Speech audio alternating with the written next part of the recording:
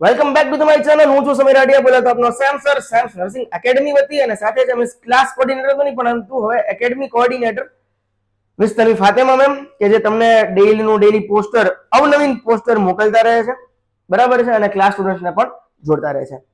તો ભાઈ ગઈકાલે જે છે આપણે એક લેક્ચર હતો કે જે નર્સિંગ રિલેટેડ હતો, કે જેનું નામ હતું મેડિકલ સર્જિકલ નર્સિંગ. એમાં મેં તમને નર્સિંગ વિષયની કેટલી કેડર છે, કેટલી એક્ઝામ કન્ડક્ટ કોણ કરે છે, કઈ બ્રાન્ચ કરે છે, કયું ડિપાર્ટમેન્ટ કન્ડક્ટ કરે છે, મેં તમને સમજાવ્યું હતું. સાથે મેં તમને MSN નું સ્ટાર્ટિંગ બેઝિક ચરણ, કે જેનું નામ છે એનાટોમી ફિઝિયોલોજી થી શરૂઆત થાય છે, બરાબર, અને સેલ વિશે મેં તમને માહિતી આપણે શરૂ કરેલી છે. હવે એક દિવસ નર્સિંગ હશે અને એક દિવસ નોન નર્સિંગ હશે. સાહેબ, ગુજરાત પબ્લિક સર્વિસ કમિશન ની વાત કરું જરાક, તો ભાઈ એમાં આપણે સુપ્રિન્ટેન્ડન્ટ, આસિસ્ટન્ટ સુપ્રિન્ટેન્ડન્ટ અને ડેપ્યુટી નર્સિંગ સુપ્રિન્ટેન્ડન્ટ ની કેડર હોય છે, અને સાથે સાથે આચાર્ય ની પણ કેડર જોવા મળે છે, કે જે જીપીએસસી કન્ડક્ટ કરે છે, અને કોર્પોરેશનમાં પણ આમાંથી કંઈક સવાલ પૂછાતા હોય છે, અને અન્યત્ર જીપીએસસી માં પણ જે છે એ આમાંથી ક્વેશ્ચન જે છે એ પૂછાતા હોય છે. માટે હવે આજે આપણે શરૂ કરવાનું છે લેક્ચર 2, આર્ટ એન્ડ કલ્ચર, એટલે કે સાંસ્કૃતિક વારસો. સાંસ્કૃતિક વારસામાં બે ભાગ પડે છે, એક તો ગુજરાતનો સાંસ્કૃતિક વારસો અને એક ભારતનો સાંસ્કૃતિક વારસો. બરાબર, આપણે ગુજરાતમાં છીએ એટલા માટે ગુજરાતનો સાંસ્કૃતિક વારસો હોય છે. જો આપણે રાજસ્થાનમાં રહેતા હોત તો રાજસ્થાનનો સાંસ્કૃતિક વારસો આપણે ભણવો પડે, બરાબર છે. જી म्हणजे ગુજરાત, બરાબર છે. તો ભાઈ હવે આજે શરૂ કરવાનું છે lecture 2, art and cultural, 2 January, Sam sir એટલે હું પોતે. આજે જે આપણે અભ્યાસ જે કરવાનો છે, બેઝિક અભ્યાસ કરવાનો છે, કેમ કે ઘણું બધું પૂછાતું હોય છે. બહુ ડીપમાં લીધેલું છે, બહુ વ્યવસ્થિત રીતે આખો કોન્સેપ્ટ મેં રેડી કરેલો છે, એક અલગ બેકગ્રાઉન્ડ સાથે, એક અલગ ડિઝાઇનિંગ સાથે. ગુજરાતનો સાંસ્કૃતિક અભ્યાસ. તો આપણે શરૂ કરીએ ગુજરાતનો સાંસ્કૃતિક અભ્યાસ. ये रहा आपके स्क्रीन पर. તો ભાઈ આખું જે હું તમને જે સમજાવવાનો છું સાંસ્કૃતિક વારસો ગુજરાતનો, અને એની પછીનો લેક્ચર ભારતનો સાંસ્કૃતિક વારસાનો હશે, પણ શરૂઆત આપણે ગુજરાતના સાંસ્કૃતિક વારસાથી કરવી પડે છે. ગુજરાતનો ઇતિહાસ હોય કે ભારતનો ઇતિહાસ હોય કે વિશ્વનો ઇતિહાસ હોય, કે પછી ગુજરાતનો સાંસ્કૃતિક વારસો હોય કે ભારતનો સાંસ્કૃતિક વારસો હોય કે પછી સમગ્ર વિશ્વનો સાંસ્કૃતિક વારસો હોય, પુરાતત્વ કાળથી આદિમાનવ જ્યારે આવ્યા ત્યારથી લઈને અત્યાર સુધી માં એક પછી એક ધીરે ધીરે બદલાવ આવતા ગયા, બરાબર છે. બદલાવની સાથે સાથે એક પ્રથા બનતી ગઈ, પ્રથા ધીરે ધીરે રીતિ રિવાજ બનતા ગયા, અને રીતિ રિવાજ ધીરે ધીરે જે છે એ ચલણમાં આવ્યા, બરાબર છે. અલગ અલગ ધર્મ, અલગ અલગ સાંસ્કૃતિક વારસા, બરાબર છે, ને અલગ અલગ એની ટ્રેજડી, બરાબર છે. અને અલગ અલગ જે છે એ આપણા વિસ્તારો, અને અલગ અલગ જે છે એ બોલીઓ, અલગ અલગ સંગીત, અલગ અલગ નૃત્ય, અલગ અલગ પહેરવેશ, અલગ અલગ ખાણીપીણી. આ છે આપણું, આ બધું જયારે સમન્વય થાય ને, બધી વસ્તુનું સમન્વય, ત્યારે એક લોક સાંસ્કૃતિક એટલે કે લોકોની સંસ્કૃતિનો આખો જન્મ થાય છે, બરાબર છે. એટલે એના બેઝિસ ઉપરથી આપણે સમજવું છે કે ગુજરાતનો સાંસ્કૃતિક વારસો म्हणजे સાંસ્કૃતિક વારસો, બરાબર. ચલો શરૂ કરીએ. પહેલું એમાં જોઈએ કે ભાઈ લોક સંસ્કૃતિ નું સ્વરૂપ અને ઘડતર, અ કોન્સેપ્ટ ઓફ ફોર્મેશન, કે ભાઈ લોક સંસ્કૃતિનું સ્વરૂપ અને ઘડતર કઈ રીતનું છે, શું છે. લોક સંસ્કૃતિ એ કોઈ શાસ્ત્રીય ગ્રંથો દ્વારા લાદવામાં આવેલી વ્યવસ્થા નથી, પરંતુ લોક જીવનના અનુભવનો નિચોડ છે. એટલે કે જે લોક સંસ્કૃતિ ને શાસ્ત્રીય ગ્રંથમાં લખાયેલું નથી, બરાબર, એનો કોઈ નિચોડ નથી, પરંતુ શું છે તો કે લોક જીવનના અનુભવોનો નિચોડ છે, બરાબર છે. આ કોઈ વ્યવસ્થા નથી, પણ લોકોના જીવનના એક અનુભવો છે, બરાબર છે, એ વસ્તુનો આખો એનો નિચોડ છે, બરાબર. આગળ વધીએ. સામૂહિક ચેતનાનું સર્જન એટલે શું, તો કે ભાઈ લોક સંસ્કૃતિ એ કોઈ વ્યક્તિગત બૌદ્ધિક મિલકત નથી. શું કીધું છે? લોક સંસ્કૃતિ, આપણી જે સંસ્કૃતિ છે એ કોઈ બૌદ્ધિક મિલકત નથી કે ભાઈ વારા પ્રતિ વારા તમે મળતી જાય મિલકતો, પરંતુ તે અનેક લોક જાતિઓના સદીઓ જૂના સમન્વયનું પરિણામ છે. શું છે? અનેક લોક જાતિઓ, જેટલી પણ અહીંયા ગુજરાતમાં, ભારતમાં, વિશ્વમાં જેટલી જાતિ આવેલી છે, જેટલી પ્રથા આવેલી છે, બરાબર, એ સદીઓ જૂના સમન્વયનું એક આખું પરિણામ છે. હવે તમે જોશો કે અત્યારે આપણે કપડા કઈ રીતના પહેરીએ છીએ, પહેલા આપણે કપડા કઈ રીતના પહેરતા હતા, પહેલાનું જમવાનું કઈ રીતનું હતું, અત્યારનું જમવાનું કઈ રીતનું છે, પહેલાનું રીતિ રિવાજો કેવા અઘરા હતા અને અત્યારના રીતિ રિવાજો કેવા છે, બરાબર. તો એ કોઈ બૌદ્ધિક, એટલા માટે કીધું છે કે ભાઈ એ કોઈ બૌદ્ધિક મિલકત નથી, બરાબર છે, કે ભાઈ પેલા દૂધ પીતી પ્રથાનો વ્યવસ્થા એનો રિવાજ હતો તો હજી પણ ચાલ્યો આવે છે, ના નથી. એ મિલકત નથી, એ વારસાઈ નથી, બરાબર છે. તો શું છે? પરંતુ તે અનેક લોક જાતિઓના સદીઓ જૂના સમન્વયનું પરિણામ છે. સમન્વય બોલે તો સમન્વય, બધી વસ્તુ આખું જોડાણ.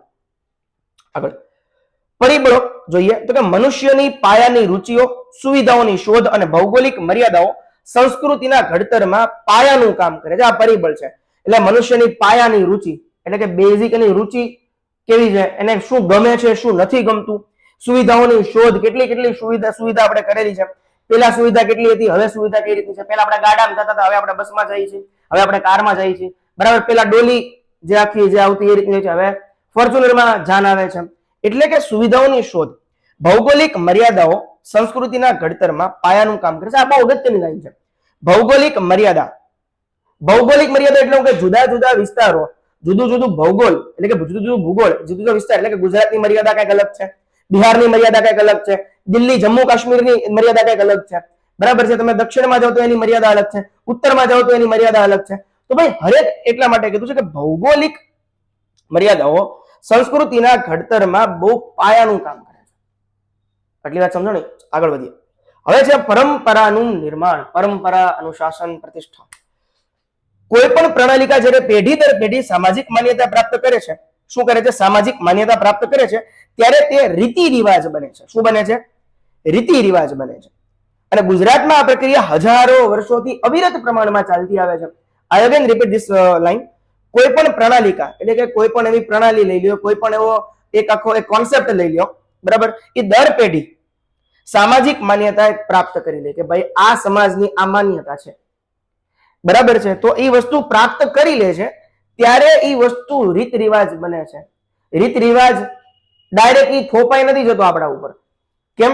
તો કે એ પેલા કઈક એક કોન્સેપ્ટ હોય, એ કોન્સેપ્ટ જે છે એ સામાજિક માન્યતા પ્રાપ્ત કરે, જે તે સમાજ સામાજિક માન્યતા પ્રાપ્ત કરે, એની પછી એ રીતિ રિવાજ બને છે. બરાબર છે. તો કે ગુજરાતમાં પ્રક્રિયા ક્યારથી ચાલી આવે તો હજારો વર્ષોથી ચાલી આવે છે. આટલું સમજો. આગળ વધીએ.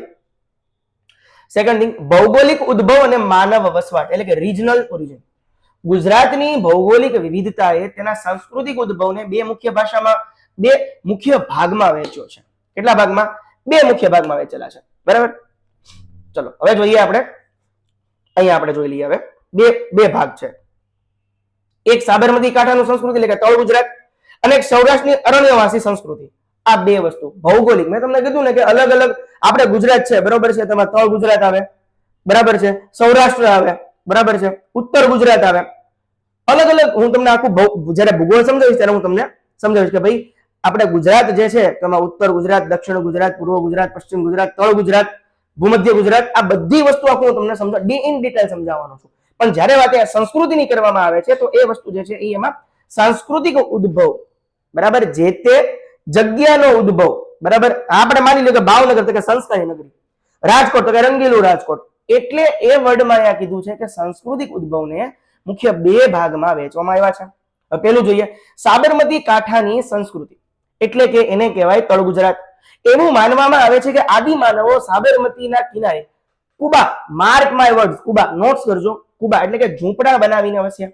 જે ગુજરાતની લોક સંસ્કૃતિનું પ્રથમ ચરણ હતું. ભાઈ ગુજરાતની લોક સંસ્કૃતિનું પ્રથમ ચરણ કયું? તો કે ભાઈ સાબરમતીના કિનારે એટલે કે એના કાંઠે એટલે કે તળ ગુજરાતમાં જે આદિ માનવ જે હતા એ કુબા બનાવીને વસ્યા. એ એનું પ્રથમ ચરણ હતું. બરાબર છે. વસવાટનું લોક સંસ્કૃતિનું પ્રથમ ચરણ હતું. બરાબર છે. આ નદી કિનારાના વસવાટે માનવીને સ્થિર જીવન અને ખેતી તરફ વાળ્યો. ક્યાં વાળ્યો? ખેતી તરફ વાળ્યો અને સ્થિર વસવાટ કરવાનું નક્કી કર્યું આદિ માનવે. બરાબર છે. કેમ? એક વસ્તુ તમે માર્કિંગ કરી કે કોઈ પણ જે રાજ્ય લઈ લ્યો કે કોઈ પણ તમે દેશ લઈ લો, કોઈ પણ તમે ખંડ લઈ લો. બરાબર છે. એમાં બે વસ્તુ મુખ્ય હોય, એક તો પર્વત અને બીજા નંબરે એની નદી. બરાબર છે. અમદાવાદ કઈ નદીના કિનારે વસ્યું છે? ભાવનગર ને કઈ નદી લાગુ પડે છે? બરાબર. સુરત કઈ નદીના કિનારે વસ્યું છે? કોઈ પણ તમે ગુજરાતનો ઇતિહાસ ઉપાડી લ્યો છે, કોઈ પણ ઇતિહાસના પન્ના ઉપાડી લ્યો, એમાં પહેલી લાઈન ઈ આવશે. બરાબર કે એ જે છે ઉત્તરમાં છે, દક્ષિણમાં છે, પૂર્વમાં છે કે પશ્ચિમમાં છે. બીજી કઈ વસ્તુ એમાં આવશે તો કે ભાઈ કઈ નદીના કિનારે વસેલું છે. શા માટે નદી? કેમ કે નદી આ અહીંયાથી તમને સાબિત થઈ જાય કે ભાઈ લોક સંસ્કૃતિનું પ્રથમ ચરણ હતું. બરાબર. કેમ કે નદી પાસે વસે, રીઝન શું? તો કે પાણી મળી રહે, જમવાનું મળી રહે. એમાંથી જો બાજુમાં ખેતી કરી હોય, બરાબર છે, તો ત્યાંથી પાણી મળી રહે. એટલે પાણી એનો પ્રથમ સ્ત્રોત બનેલો. બરાબર છે. એટલા માટે એ પ્રથમ ચરણ હતું. આ નદી કિનારાના વસવાટે માનવીને સ્થિર જીવન આપ્યું છે, સ્થાયી જીવન આપ્યું છે, બરાબર છે, ખેતી તરફ વાળ્યો છે. ચલો આગળ વધીએ. હવે એનો બીજો આપણે જોઈએ તો કે સૌરાષ્ટ્રની અરણ્યવાસી સંસ્કૃતિ. સૌરાષ્ટ્રની જે અરણ્યક હતું, સૌરાષ્ટ્ર એટલે કે જંગલનું ભાગ છે, એની વાત થાય છે. સૌરાષ્ટ્રનો ઉદ્ભવ પશુપાલન કરતી અને જંગલોમાં રહેતી જાતિ દ્વારા થયો છે. આ જ કારણ છે કે સૌરાષ્ટ્રના લોક સાહિત્યમાં પશુ પ્રેમ, ઘોડા અને વન્ય જીવનના વર્ણનો વિશેષ જોવા મળે છે. શું જોવા મળે છે? તો કે ભાઈ પશુ પ્રેમ, ઘોડા અને વન્ય જીવનના વર્ણનો વિશેષ જોવા મળે છે. બરાબર, આટલી વસ્તુ સમજાણી કે ભાઈ સૌરાષ્ટ્રની અરણ્યવાસી સંસ્કૃતિ એટલે કે જંગલની જે આખી વસ્તી જે હતી એની સંસ્કૃતિ હતી કે એનો ઉદ્ભવ પશુપાલન કરતી અને જંગલોમાં રહેતી જાતિઓ દ્વારા થયો છે સૌરાષ્ટ્રમાં. બરાબર છે.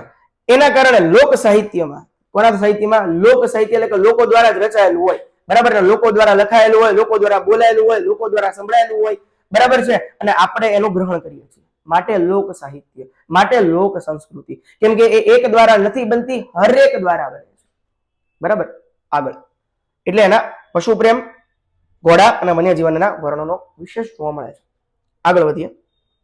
નંબર 3, પ્રાગ ઐતિહાસિક કાળ અને પુરાતત્વીય પુરાવા એટલે કે આર્કિયોલોજીકલ એવિડન્સ.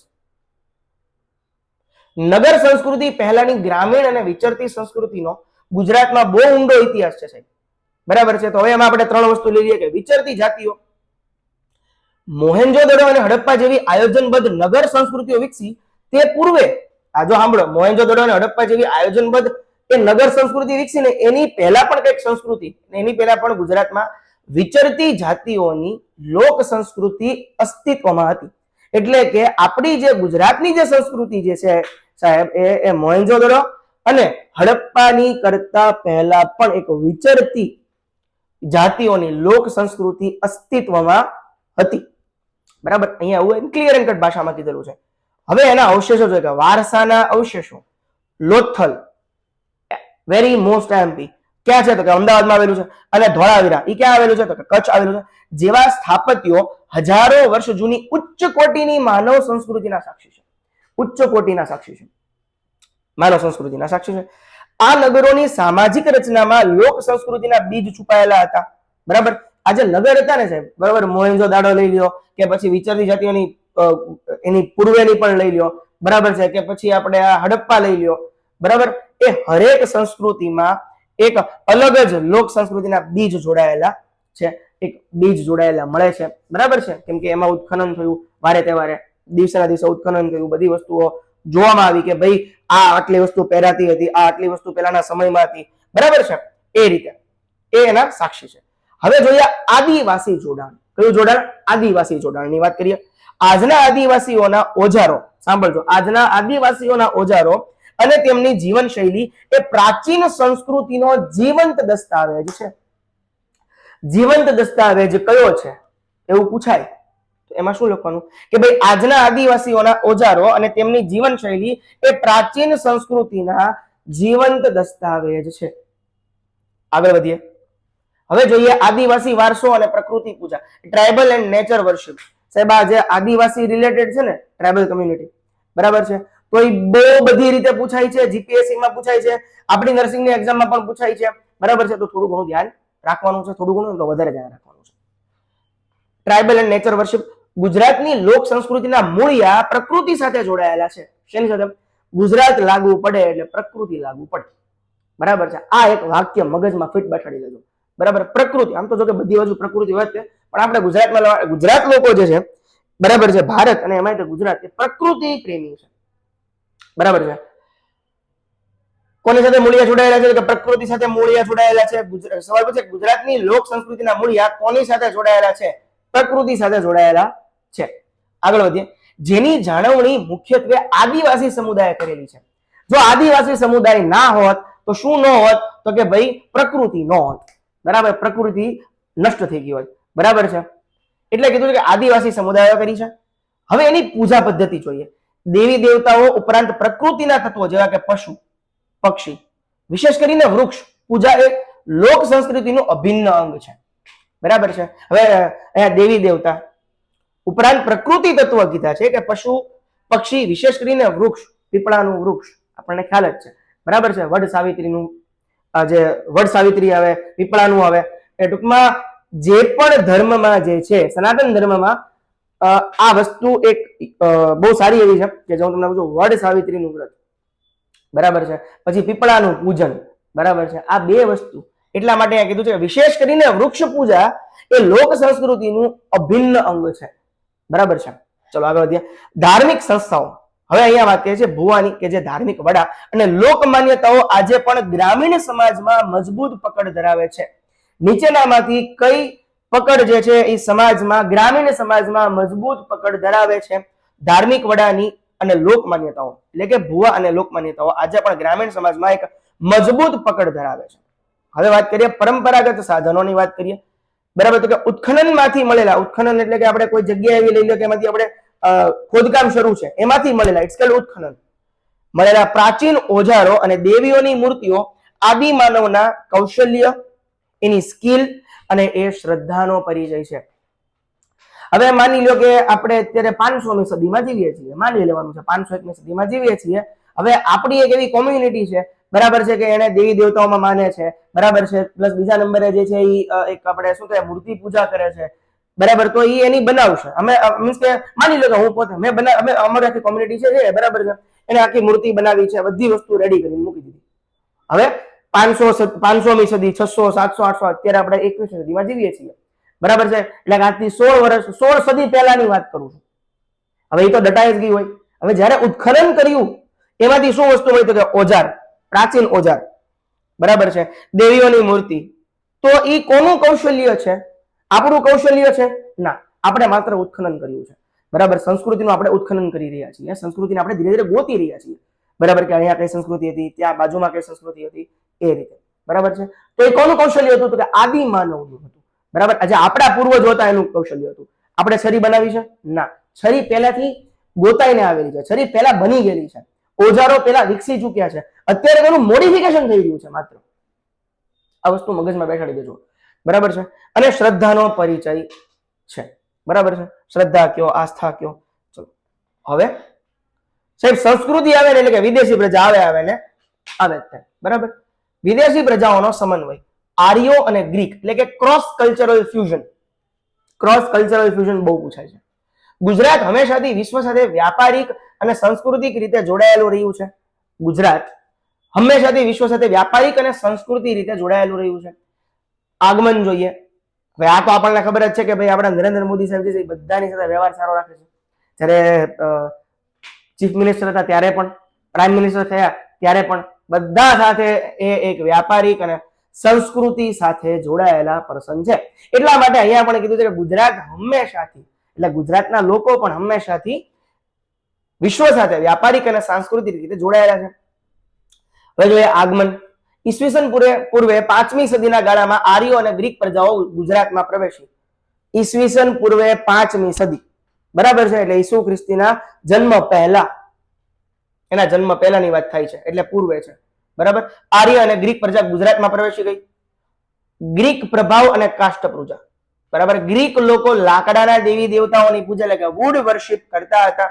વુડ વર્શિપ કોણ કરતા હતા? તો કે ગ્રીકના લોકો. આ પૂછાય છે. આ સંસ્કાર ગુજરાતી લોક સંસ્કૃતિમાં વણાઈ ગયા, બરાબર. એટલે એ લોકોની સંસ્કૃતિ આપણામાં વણાઈ ગઈ, એટલે આવી સંસ્કૃતિ, એટલે જ કીધું કે લોક સંસ્કૃતિ, બરાબર. બધી બાજુની સંસ્કૃતિ ભેગી થશે, બધું સમન્વય થશે, એટલે કે આ વસ્તુ અહીંયા આવી, એટલે કે લોક સંસ્કૃતિમાં વણાઈ ગઈ. હવે એ જોઈએ કે મેર જ્ઞાતિનો વિશિષ્ટ વારસો આપણે અહીંયા જોવાનો છે.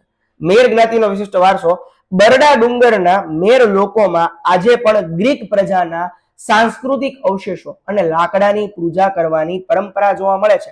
તેમના ખડતલ બાંધા અને લોકગીતોમાં પણ આ વિદેશી સમન્વય સ્પષ્ટ રીતે દેખાઈ આવે છે, સ્પષ્ટ રીતે વર્તાય આવે છે, બરાબર. આ મેર જ્ઞાતિનો વિશિષ્ટ વારસાની વાત કરી કે ભાઈ બરડા ડુંગર, બરડા નામનો એક ડુંગર છે, બરાબર. એમાં મેર લોકો વસે છે. ત્યાં આજે પણ ગ્રીક પ્રજાના સાંસ્કૃતિક અવશેષો અને લાકડાની પૂજા કરવાની પરંપરા જોવા મળે છે. તેમના ખડતલ બાંધાના શરીર અને લોકગીતોમાં આ વિદેશી સમન્વય દેખાઈ આવે છે, સ્પષ્ટ રીતે વર્તાય આવે છે કે આ લોકો ગ્રીક સાથે જોડાયેલા હતા અને આ લોકો એક સમયમાં ગ્રીક હતા, બરાબર છે.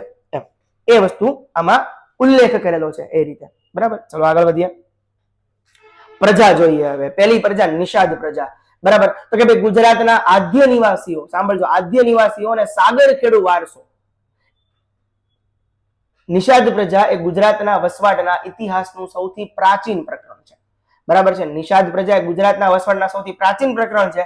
હવે એની ઐતિહાસિક પૃષ્ઠભૂમિ આપણે માલુમ કરીએ તો કે આ પ્રજા આશરે 8000 વર્ષ પૂર્વે ગુજરાતમાં આવીને સ્થાયી થઈ. ક્યારે થઈ? તો કે 8000 વર્ષ પૂર્વે. બરાબર. જો ઈસવીસન પૂર્વે નથી કીધું, હવે આજથી 8000 માઇનસ કરવાના છે. બરાબર એમ. તો ઈસવીસન પૂર્વે જ થઈ જશે. 8000 વર્ષ પૂર્વે ગુજરાતમાં આવીને સ્થાયી થઈ. તેમને ભારતના મૂળ વતનીઓ એટલે કે પ્રી દ્રવિડિયન તરીકે ઓળખાય છે. આર્થિક અને સામાજિક જીવનની વાત કરીએ તો કે તેમની જીવનશૈલી સમુદ્ર અને નદીઓ સાથે જોડાયેલી છે. હરેક પ્રસંગની તમે વાત કરી લો, હરેક સંસ્કૃતિ આવ્યું ને સમુદ્ર અને નદી, સમુદ્ર, નદી અને પર્વત આવ્યું. તો આની પેલામાં બરોડો ડુંગર, મેર પ્રજાતિ, બરાબર કે ગ્રીકો હતા. અહીંયા પણ નિષાદ પ્રજા, બરાબર કે તેને પ્રી દ્રવિડિયન કહેવાય છે. આર્થિક અને સામાજિક જીવનની વાત કરીએ તો કે તેમની જીવનશૈલી સમુદ્ર અને નદીઓ સાથે જોડાયેલી હતી. મુખ્યત્વે માછીમારી તેમનો વ્યવસાય હોવાથી તેઓ સાગર ખેડુ સંસ્કૃતિના પાયાના પથ્થર હતા. કઈ પ્રજા ગુજરાતમાં સાગર ખેડુ સંસ્કૃતિના પાયાના પથ્થરના વ્યવસાય તરીકે જાણીતી છે? તો કે નિષાદ પ્રજા. બરાબર. આગળ વધીએ. ધાર્મિક માન્યતાઓની વાત કરીએ તેઓ પ્રકૃતિ અને દેવદેવોની ઉપાસનામાં માનતા હતા. કેમાં માનતા હતા? તો કે પ્રકૃતિ અને દેવદેવીની ઉપાસનામાં માનતા હતા. ભૌતિકવાદી હોવા છતાં તેમની પૂજા પદ્ધતિમાં આદિમ શ્રદ્ધાના તત્વો વધુ હતા. ભૌતિકવાદ ધરાવતા હતા. આ બધા વાદ આવશે, ભૌતિકવાદ આવશે, અલગ અલગ બીજા 5-6 વાદ આવશે. બરાબર. બધું તમને ડીપલી સમજાવીશ કે એમાં આપણું કંઈક ને કંઈક આપણામાં પણ હોય છે, કે નરસિંહમાં પણ કંઈક પૂછાય છે. તેમની પૂજા પદ્ધતિમાં આદિમ શ્રદ્ધાના તત્વો વધુ હતા. હવે જોઈએ જ્ઞાતિ વારસો, એટલે કે નિષાદ પ્રજાનો જ્ઞાતિ વારસો જોવાનો છે કે ભાઈ જે નિષાદ પ્રજા જે છે, જેમ ગ્રીક પ્રજા જે છે એ મેરમાં કન્વર્ટ થઈ, બરાબર છે, એમાં જોવા મળે છે એના. તો ભાઈ નિષાદ પ્રજાનું આપણે જ્ઞાતિ વારસો કોણે જાળવી રાખ્યો છે? આજે પણ ગુજરાતના દરિયા કિનારે વસતી કોળી, ખારવા, વાઘેર, મિયાણા જ્ઞાતિઓમાં નિષાદોની શારીરિક વિશેષતાઓ અને સાહસિક વૃત્તિ જોવા મળે છે. બરાબર. મીન્સ કે સાંસ્કૃતિક વારસો જોવા મળે છે. I again repeat this. ગુજરાતના દરિયા કિનારે વસતી કોળી, ખારવા, વાઘેર, મિયાણા જ્ઞાતિઓમાં નિષાદોની શારીરિક વિશેષતાઓ અને સાહસિક વૃત્તિ જોવા મળે છે. બરાબર. કે આ નિષાદ પ્રજાનો જ્ઞાતિ વારસો આટલા લોકોએ જાળવી રાખ્યો છે. બરાબર છે. એ કયા વિધમાં માનતા હતા? કયા વાદી હતા? તો કે ભૌતિકવાદી હતા. બરાબર છે. આગળ વધીએ. ગોપ સંસ્કૃતિ. બરાબર. આપણને ખ્યાલ છે કે ગોપ સંસ્કૃતિ શું છે? જે લોકો સ્વામિનારાયણ સંપ્રદાય તો નહીં કહું, પણ જે લોકો હવેલી સંપ્રદાયમાં માને છે એને થોડો ઘણો ખ્યાલ હોવો જોઈએ, અથવા તો હશે. શ્રી કૃષ્ણનો વારસો છે અને રાસ ઉત્સવોનું આમાં પ્રદાન થયેલું છે. હવે એમાં જોઈએ ગુજરાતની લોક સંસ્કૃતિને ઉત્સવ પ્રિય બનાવવામાં ગોપ સંસ્કૃતિનો સૌથી મોટો ફાળો છે. ગુજરાતની લોક સંસ્કૃતિને એક ઉત્સવ પ્રિય બનાવવી છે કોણે? તો કે ભાઈ ગોપ સંસ્કૃતિ, એનો બહુ મોટો ફાળો છે. સ્થળાંતર અને ઉદયની વાત કરું તો કે આશરે 4000 વર્ષ પૂર્વે જ્યારે મથુરા અને વૃંદાવન પર આક્રમણ વધી ગયા ત્યારે યાદવો અને આહીરો ગુજરાતમાં આવ્યા. બરાબર છે. મથુરા વૃંદાવન આક્રમણ વધી ગયા એટલે યાદવો અને આહીર ગુજરાતમાં આવીને વસ્યા. ક્યાં આવીને વસ્યા? ગુજરાતમાં આવીને વસ્યા. આના આગમનથી ગુજરાતમાં પશુપાલન આધારિત ગોપ સંસ્કૃતિનો વિકાસ થયો. શેનો વિકાસ થયો? પશુપાલન આધારિત ગોપ સંસ્કૃતિનો વિકાસ થયો હતો. અને એ વિકાસ કોણે કર્યો હતો? તો કે ભાઈ યાદવ અને આહીરો ગુજરાતમાં આવ્યા એની પછી 4000 વર્ષ પહેલા. આગળ વધીએ. હવે એની સંસ્કૃતિ અને નૃત્ય કલા વિશે જોવાનું છે. આ સંસ્કૃતિ દ્વારા ગુજરાતના રાસ અને રાસડાની જગવિખ્યાત ભેટ મળી કે જે આપણે ગરબા રમીએ છીએ ને, ગરબા રાહડા લઈએ ને, એ આના કારણે, ગોપ સંસ્કૃતિના કારણે. બરાબર છે. યાદવ અને આહિરના કારણે આ જે રાસ સંસ્કૃતિ જે છે, બરાબર છે, એ જોવા મળી રહી છે. ભગવાન શ્રી કૃષ્ણની રાસલીલા અહીંના લોક નૃત્યોમાં વણાઈ ગઈ છે. બરાબર છે. ભગવાન શ્રી કૃષ્ણની રાસલીલા અહીંના લોક નૃત્યમાં વણાઈ ગઈ છે. કેમ કે આ જે યાદવ અને આહીરો કે જે ગુજરાતમાં આવ્યા એ ઓલરેડી પહેલા ક્યાં રહેતા હતા? 4000 વર્ષ પહેલા. બરાબર. તો કે મથુરા અને વૃંદાવનમાં રહેતા હતા. બરાબર. ના મથુરા અને વૃંદાવન વિશે આપણને ખ્યાલ જ છે કે શ્રી કૃષ્ણની ભૂમિ છે, કર્મભૂમિ છે. બરાબર છે. તો ભાઈ એમાં રાસલીલા તો હોય જ વૃંદાવનમાં. બરાબર. તો એ વસ્તુ જે છે એ લોકો અહીંયા લાવ્યા અને એ જ્ઞાની સંસ્કૃતિ હતી એ લોકો અહીંયા ટ્રાન્સફર કરી દીધી. બરાબર છે. એટલા માટે આપણે અહીંયા રાસ, ગરબા, ગરબી એ બધી વસ્તુઓ આપણે શીખી શકીએ છીએ. એટલા માટે અહીંયા કીધું છે કે ઉત્સવ પ્રિય. આ સંસ્કૃતિ એવી હતી કે જેને આખા ગુજરાતને ઉત્સવ પ્રિય બનાવી. બરાબર છે. આગળ વધીએ. સામાજિક મૂલ્યોની વાત કરીએ તો કે ગુજરાતના લોક જીવનમાં આજે પણ જે આતિથ્ય સત્કાર એટલે કે ગેસ્ટ હોસ્પિટાલિટી, બરાબર.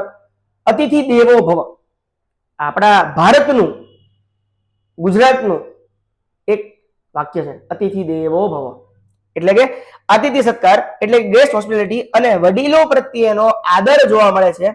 તો ભાઈ તે આ સંસ્કૃતિની દેન છે.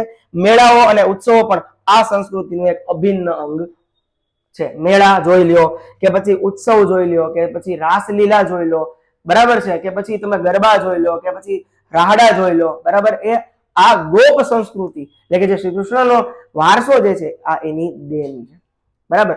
આગળ વધીએ. નંબર 3, સિથિયન અને હુણ પ્રજા, સૂર્ય ઉપાસના અને યુદ્ધ સંસ્કૃતિ, બરાબર. આનો મુખ્ય શું છે? જો હરેકમાં મેં કંઈક ને કંઈક આપેલું છે.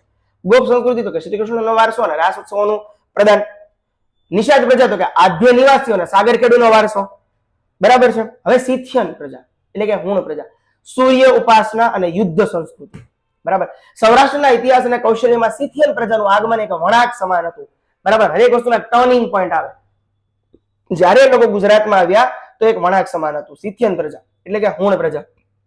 સમય અને સ્થળની વાત કરું કે 10મી સદીની આસપાસ, નોટ અ ફિક્સ, 10મી સદીની આસે અથવા તો પાસે મધ્ય એશિયામાંથી, ક્યાંથી તો કે મધ્ય એશિયામાંથી સિથિયન અથવા હુણ પ્રજાએ સૌરાષ્ટ્રના મેદાન પ્રદેશમાં વસવાટ કર્યો હતો. ક્યાં વસવાટ કર્યો હતો? સૌરાષ્ટ્રના મેદાન પ્રદેશમાં વસવાટ કર્યો. આગળ વધીએ. એને સૂર્ય પૂજાનો ફેલાવો કર્યો કે જે આપણે સૂર્ય નમસ્કાર કરીએ છીએ, બરાબર છે, સૂર્યને જળ અર્પણ કરીએ છીએ. તો આ બધી વસ્તુથી સિથિયન પ્રજા આપણને શીખવાડી હતી, જે આપણામાં વણાઈ ચૂકી છે, બરાબર છે. આ પ્રજા પોતાની સાથે સૂર્ય પૂજાના પાયાના સંસ્કારો લાવી હતી. ગુજરાતમાં સૂર્ય મંદિરો અને સૂર્ય પૂજા પાછળ આ પ્રજાનો પ્રભાવ હોવાનું માનવામાં આવે છે, બરાબર છે. કે ભાઈ સૂર્ય પૂજા પાછળ કઈ પ્રજાનો પ્રભાવ છે? તો કે સિથિયન અને હુણ પ્રજાનો પ્રભાવ છે. હવે સંસ્કૃતિ, કાઠી સંસ્કૃતિ. આજના કાઠી દરબારો આ પ્રજાના સીધા વારસદારો માનવામાં આવે છે. જેટલા કાઠી દરબારો છે, બરાબર છે, તે સિથિયન પ્રજાના, બરાબર છે, એ સીધા વારસદાર કોણ? તો કે કાઠી સંસ્કૃતિ એટલે કે કાઠી દરબાર. હવે એના પ્રતીકો કયા કયા હતા સિથિયન, હુણ અને કાઠીના? તો કે અશ્વ, ભેંસ, વિવિધ શસ્ત્ર પ્રત્યેનો અતૂટ પ્રેમ અને તેમનું મહાત્મ્ય આ સંસ્કૃતિની મુખ્ય ઓળખ છે, બરાબર છે. તો ભાઈ સીધા વારસદાર કોણ ગણાય છે? તો કે ભાઈ સિથિયનના સીધા વારસદારો કાઠી દરબારો ગણાય છે, બરાબર. તો એને શું કર્યું હતું? તો કે સૂર્ય પૂજાનો ફેલાવો કર્યો હતો. બીજા નંબરે તો ક્યારે હતો? કે 10મી સદીની આસપાસ. ક્યાંથી? તો કે મધ્ય એશિયામાંથી. કઈ જગ્યાએ? તો કે સૌરાષ્ટ્રના મેદાન પ્રદેશમાં આવીને વસ્યા હતા, બરાબર છે. તો આ એનું જે છે એ ડિસ્ક્રિપ્શન છે. આગળ વધીએ. હવે જોવાનું છે ભૌગોલિક સ્થળાંતરણ એટલે કે જાતિઓનો મહાસંગમ. ભૌગોલિક સ્થળાંતર. ગુજરાત તેની ભૌગોલિક વિશેષતા એટલે કે 1600 કિલોમીટર લાંબા દરિયા કિનારા માટે અને જમીન સરહદના કારણે મેલ્ટિંગ પોઈન્ટ, મેલ્ટિંગ એટલે કે મેલ્ટ થવું, એકબીજામાં ભળી જવું, સમન્વયનું કેન્દ્ર બન્યું છે. તરફથી આગમન, ઉત્તર, દક્ષિણ, પૂર્વ, પશ્ચિમ કે 1600 કિલોમીટરનો લાંબો દરિયા કિનારો. વાહ, ગુજરાત પાસે એકની પાસે જ છે, બરાબર. તરફથી આગમન. એમાં જોઈએ આર્યો. હવે ઉત્તરની વાત કરી લઉં તો કે આર્યો અને ગુર્જરો આવીને શાસન અને ધર્મના ક્ષેત્રે પરિવર્તન લાવ્યા. આ લખતા જ કે ભાઈ ઉત્તરમાંથી આર્યો અને ગુર્જરોએ આવ્યા અને શાસન અને ધર્મના ક્ષેત્રે પરિવર્તન લાવ્યા. દક્ષિણમાંથી જે આવ્યા તો કે કૃષિમાં કુશળ એવી કણબી પ્રજાનું સ્થળાંતર થયું. દક્ષિણમાંથી કોણ આવ્યું? તો કે કણબી લોકો. એ લોકો કૃષિમાં કુશળ હતા એવી કણબી પ્રજા અહીંયા વસી. હવે દરિયાઈ માર્ગ જોઈએ તો કે આફ્રિકાના હબસીઓ કે જેને સીડી કહેવાય છે, સીધી કહેવાય છે, અને આરબ વેપારીઓ અહીંના દરિયા કિનારે વસ્યા, બરાબર છે. દરિયાઈ માર્ગેથી કોણ કોણ આવ્યું? તો કે આફ્રિકાના હબસી લોકો એટલે કે સીધી લોકો, બરાબર, કે જેને આપણે સીધી બાદશાહ કહીએ છીએ, બરાબર. અને આરબ વેપારીઓ અહીંના દરિયા કિનારે વસ્યા. હવે કચ્છના રણમાર્ગની વાત કરું તો કે બલુચ એટલે કે બલોચ અને લોહાણા પ્રજાઓ સિંધ એટલે કે સિંધ અને મધ્ય એશિયાથી ગુજરાતમાં પ્રવેશી. કચ્છના રણમાર્ગેથી ઉત્તરમાંથી આવી, દક્ષિણમાંથી આવી, દરિયાઈ માર્ગેથી આવી, કચ્છના રણમાર્ગેથી આવી. હવે જો જાતિ વૈવિધ્ય, જાતિનું વૈવિધ્ય જોવાનું છે. તેમાં શું કીધું છે ભાઈ? અતીત, સથવારા, સલાટ, જત, બાબર, વણઝારા, રાવળ, કુંભાર, વાલ્મીકી, લુહારિયા, તરગડા અને મોચી જેવી અનેક પ્રજાઓ સાથે મળીને ગુજરાતના ગ્રામીણ માળખાને મજબૂત બનાવ્યું છે. ગુજરાતના ગ્રામીણ માળખાને કોણે મજબૂત બનાવ્યું છે? તો કે જાતિ વૈવિધ્યએ મજબૂત બનાવ્યું છે. કેમ કે અહીંયા 18 વર્ણની જાતિ જોવા મળે છે. ફરીવાર અતીત, સથવારા, સલાટ, જત, બાબર, વણઝારા, રાવળ, કુંભાર, વાલ્મીકી, લુહારિયા, તરગાળા અને મોચી જેવી અનેક પ્રજા સાથે મળીને ગુજરાતના ગ્રામીણ માળખાને અહીં મજબૂત બનાવ્યું છે. આગળ વધતે એટલા માટે આ ભૌગોલિકનું છે. ચલો હવે જોઈએ મધ્યયુગીન અસર, એટલે કે મધ્યયુગની અસર. ઇસ્લામિક શાસન અને ક્ષત્રિય શૌર્ય અહીંયા મધ્યયુગમાં જોવા મળે છે. મધ્યયુગમાં ગુજરાતના શાસનમાં આવેલા બદલાવે શારીરિક કળા અને રક્ષણની પદ્ધતિઓને પ્રભાવિત કરી. ક્ષત્રિયોનું સ્થળાંતર થયું. તો કે મધ્યયુગના સંઘર્ષ કાળમાં વિવિધ રાજપૂત જાતિઓ અને ક્ષત્રિયો ગુજરાતમાં ઠરીઠામ થયા. ઠરીઠામ થવું એટલે કે આવ્યા અને વસ્યા. લશ્કરી અને શૌર્ય વિદ્યા. ઇસ્લામિક સામ્રાજ્યના સમયમાં આત્મરક્ષણ અને સૈન્ય પ્રશિક્ષણ માટે અનેક વિદ્યાઓ વિકસી હતી. આઈ અગેન રિપીટ, મધ્યયુગમાં ઇસ્લામિક સામ્રાજ્યના સમયમાં આત્મરક્ષણ એટલે કે સેલ્ફ ડિફેન્સ અને સૈન્યનું પ્રશિક્ષણ એટલે કે સેનાને કઈ રીતે શિક્ષણ આપવું, બરાબર છે, એ વિદ્યાઓ, એવી અનેક વિદ્યા વિકસી. હવે એમાં ત્રણ વસ્તુ છે. એક તો અશ્વકળા, યુદ્ધ નૃત્ય અને શસ્ત્ર તાલીમ. હવે જોઈએ અશ્વકલા, તો કે યુદ્ધ અને પરિવહન માટે ઘોડે સવારીમાં નિપુણતા. યુદ્ધ નૃત્યની વાત કરીએ તો કે તલવાર નૃત્ય, તલવાર રાસ જેવી કળાઓ વિકસી, જે મનોરંજનની સાથે શારીરિક તાલીમનું પણ સાધન હતી. બરાબર, તલવાર રાસ, તલવાર કળા, બરાબર, તલવાર નૃત્ય જેને યુદ્ધ નૃત્ય માનવામાં આવે છે. શાસ્ત્રની તાલીમ અને શસ્ત્રની તાલીમ, સોરી આ શસ્ત્ર તાલીમ છે, માફ કરજો, શસ્ત્ર તાલીમ.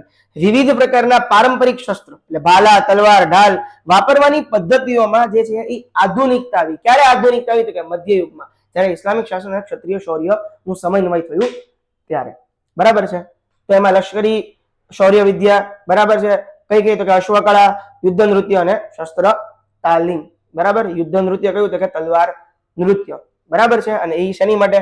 મનોરંજનની સાથે શારીરિક તાલીમનું સાધન હતી. શારીરિક તાલીમનું સાધન તલવાર નૃત્ય. આગળ વધીએ. હવે જોવાનું છે ગુજરાતની સાગર સંસ્કૃતિ અને ભૌગોલિક પ્રાદેશિકતા, એટલે કે એનો વિસ્તૃત અભ્યાસ આપણે જોવાનો છે. બરાબર. પેલું વાત કરીએ તો કે સાગર સંસ્કૃતિનો ઉદ્ભવ અને ઓળખ, એટલે કે મેરીટાઈમ કલ્ચર. ગુજરાત પાસે 1600 કિલોમીટરનો દરિયા કિનારો છે. બરાબર છે. એટલા માટે સાગર સંસ્કૃતિ અને ભૌગોલિક પ્રાદેશિકતા એટલે કે મેરીટાઈમ કલ્ચર ઉભું થયું. ગુજરાતની લોક સંસ્કૃતિના ઘડતરમાં તેનો વિશાળ દરિયા કિનારો એ સૌથી મોટામાં મોટું પરિબળ રહ્યું છે. એટલા માટે ઉત્તરમાંથી આવ્યા, દક્ષિણમાંથી આવ્યા, કચ્છના માર્ગેથી આવ્યા, એટલે કે રણ માર્ગેથી આવ્યા. પછી બીજા નંબરે ક્યાંથી આવ્યા હતા? તો કે ભાઈ દરિયાઈ માર્ગેથી આવ્યા હતા. બરાબર, દરિયાઈ માર્ગેથી કયા બે આવ્યા હતા? કે હબસી લોકો એટલે કે સીધી લોકો, અને બીજું કોણ આવ્યું હતું? જો ફરીવાર કહી દઉં છું કે એ લોકો ક્યાંથી આવ્યા હતા. બરાબર, અહીંયા હબસી લોકો અને આરબ વેપારીઓ દરિયાઈ માર્ગેથી આવ્યા હતા. ચલો આગળ વધીએ. 100 કિલોમીટર લાંબો દરિયા કિનારો છે, જે પ્રાચીન કાળથી માનવ વસવાટ માટે સાનુકૂળ રહ્યો છે. આપણો ભૌગોલિક વ્યાપ છે. બરાબર. આગળ સાગર સંસ્કૃતિની વાત કરીએ તો કે દરિયા કિનારા પર વસતા લોકોની જીવનશૈલી, સાહસ અને વ્યાપારિક સૂઝબૂઝને કારણે અહીં સાગર સંસ્કૃતિનો ઉદય થયો. કોનો ઉદય થયો? તો કે સાગર સંસ્કૃતિનો ઉદય થયો. બરાબર છે. હવે નળકાંઠાનો વારસાની વાત કરું તો કે અમદાવાદ જિલ્લાના નળકાંઠા વિસ્તારમાં વસતા પઢારોમાં આજે પણ આ પ્રાચીન સાગર સંસ્કૃતિના અવશેષો સ્પષ્ટપણે જોવા મળે છે. તેમના લોકનૃત્યોમાં દરિયાઈ મોજા અને હલેસા મારવાની શૈલી જોવા મળે છે. બરાબર છે. નળકાંઠાનો વારસો અને સંસ્કૃતિના અવશેષો સ્પષ્ટ ભાષામાં જોવા મળે છે. આ હતી આપણી સાગર સંસ્કૃતિ. બરાબર છે. આગળ ઓકે, લાસ્ટ સ્લાઇડ આપણે જોઈએ. ભૌગોલિક દ્રષ્ટિએ ગુજરાતને પરંપરાગત પ્રદેશ. હવે ગુજરાતની લોક સંસ્કૃતિ એક સમાન નથી, પરંતુ તે અનેક સંસ્કૃતિના ટાપુઓ એટલે કે રિજનલ પોકેટ્સમાં વહેંચાયેલી છે. અલગ અલગ સંસ્કૃતિ અલગ અલગ જગ્યામાં વહેંચાયેલી છે. હવે કચ્છ અને આભીર દેશની વાત કરીએ તો કે ભાઈ કચ્છ વિસ્તારમાં વાગડ અને કાંઠી જેવા પ્રદેશો પોતાની આગવી શૈલી માટે જાણીતા છે. કાઠિયાવાડ એટલે કે સૌરાષ્ટ્ર. સૌરાષ્ટ્રમાં અનેક પેટા પ્રદેશો છે જેની બોલી, પહેરવેશ જુદો છે. હવે વાત કરીએ ઓખા મંડળ અને હાલારની વાત કરીએ એટલે કે જામનગર અને દ્વારકાનો વિસ્તાર છે. ઝાલાવાડ અને પાંચાળ એટલે કે સુરેન્દ્રનગર જિલ્લાના પ્રદેશો, એમાં તરણેતરનો મેળો પાંચાળની ઓળખ છે. તરણેતરનો મેળો પાંચાળની ઓળખ છે. નાગેર, બાબરિયાવાડ અને સોરઠ. જુનાગઢ અને ગીર સોમનાથનો દરિયાઈ પટ્ટો એટલે કે નાગેર, બાબરિયાવાડ અને સોરઠ. ઉત્તર ગુજરાતની વાત કરું તો કે અહીં ચોરાડ, વઢિયાર, ઠાઠર અને પાટણવાડો જેવા પ્રદેશો પોતાની પશુપાલન કૃષિ સંસ્કૃતિ માટે પ્રસિદ્ધ છે. કેની માટે? પશુપાલનની અને કૃષિ સંસ્કૃતિ માટે પ્રસિદ્ધ ઉત્તર ગુજરાત. દક્ષિણ ગુજરાતની વાત કરું તો ખંભાત બારું, વાકડ એટલે કે મહી અને ઢાઢર નદી વચ્ચેનો પ્રદેશ. સાંભળો, મહી અને ઢાઢર નદી વચ્ચેનો પ્રદેશ એટલે કે એને વાકડ કહેવામાં આવ્યો છે, ખંભાત બારું કહેવામાં આવ્યું છે. બરાબર. સંખેડા, મહુવણ, ખાનદેશ અને ડાંગ જેવા વિસ્તારો આદિવાસી અને વન્ય સંસ્કૃતિનું પ્રતિનિધિત્વ કરે છે. બરાબર છે. આગળ વધીએ. મધ્ય ગુજરાતની વાત કરીએ તો કે ભાઈ અમદાવાદ જિલ્લાના ભાલ, બનેર, નળકાંઠા, પરગણામાં વસતી લોકજાતિઓએ પોતાની શ્રમજીવી સંસ્કૃતિ દ્વારા ગુજરાતને એક વિશિષ્ટ ઓળખ આપી છે. છેલ્લું ફરીવાર કહું છું કે ભાઈ મધ્ય ગુજરાત જે છે એમાં અમદાવાદ જિલ્લાના ભાલ અને બનેર અને નળકાંઠા પરગણામાં વસતી લોકજાતિ છે કે જેને પોતાની શ્રમજીવી સંસ્કૃતિ દ્વારા ગુજરાતને એક વિશિષ્ટ ઓળખ આપી છે. બરાબર. તો ભાઈ આ તો આખું ભૌગોલિક ક્ષેત્રની પરંપરાગત દેશો એટલે એમાં કચ્છ અને અભીર દેશ, કાઠિયાવાડ, ઓખા મંડળ, હાલાર, ઝાલાવાડ, પાંચાળ, નાઘેર, બાબરિયાવાડ, સોરઠ, ઉત્તર ગુજરાત, દક્ષિણ ગુજરાત, મધ્ય ગુજરાત. બરાબર. પ્રજાની વાત કરી, ભૌગોલિક દેશની વાત કરી. બરાબર છે. તો ભાઈ આ જે છે એ આપણું શું છે તો કે ગુજરાતનો સાંસ્કૃતિક વારસાનો એક અભ્યાસની શરૂઆત. બરાબર છે. તો આશા રાખું છું તમને આ ગુજરાતનો સાંસ્કૃતિક વારસાનો, ગુજરાતનો પ્રાથમિક માહિતી અને પ્રાથમિક અભ્યાસ આપને સમજાયો હશે. બરાબર છે. તો આમની પીડીએફ પણ આપને મળી જશે. Thank you very much. જોતા રહેજો સેમ્સ નર્સિંગ એકેડમી. તમામ લેક્ચર નર્સિંગ અને નોન નર્સિંગ, એક દિવસ નર્સિંગ, બીજા દિવસે non nursing. Thank you very much.